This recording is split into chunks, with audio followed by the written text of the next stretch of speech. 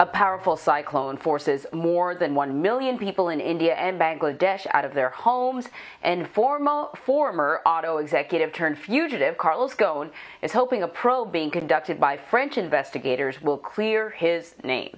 Ian Lee is in London following these stories and other international stories for us. Ian, good morning. Good morning, Anne-Marie. Yeah, India and Bangladesh are being pounded by that cyclone coming off from the Bay of Bengal. As you said, more than 1 million people have been evacuated ahead of the storm. Heavy rains, high tides are causing flooding across the region. Wind gusts are topping out near 100 miles per hour. 2 deaths have already been reported so far. In Bangladesh, thousands of people were stranded when 200 villages were drenched in rising waters. Health officials in both countries fear a second disaster could be looming. As people take shelter together, they worry this could lead to another surge in coronavirus cases. The good news, though, is the storm is expected to weaken later today. Next, we are in Lebanon, where former auto executive Carlos Ghosn remains defiant. The fugitive is meeting with French investigators, who he hopes will finally clear his name.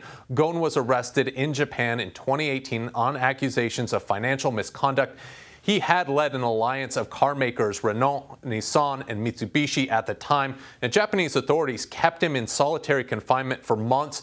But a year later, he made a daring Hollywood-style escape while under house arrest. Ghosn maintains his innocence. We're moving on to Mali now with an update on the upheaval we told you about yesterday. The country has had its second military coup in less than a year.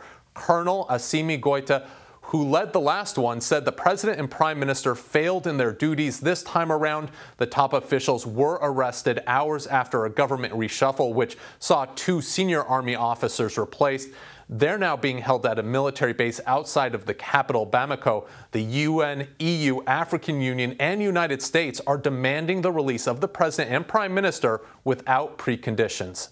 Finally, we are in Samoa with another update of a growing political crisis. The prime minister, or the former prime minister, isn't giving up power after his opponent won a shocking majority in April's election.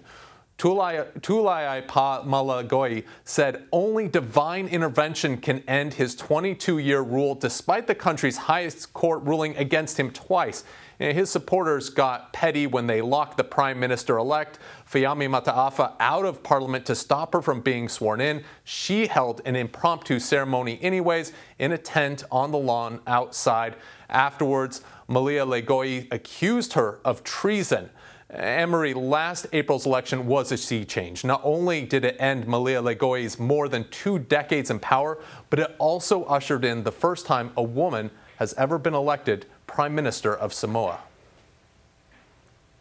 Well, I mean, I don't know about the will of, the good Lord, but certainly the outcome of the election is the will of the people. And that's a pretty mighty force as well. So, such a small island and so much drama, we'll definitely be keeping a close eye. Ian Lee, thank you.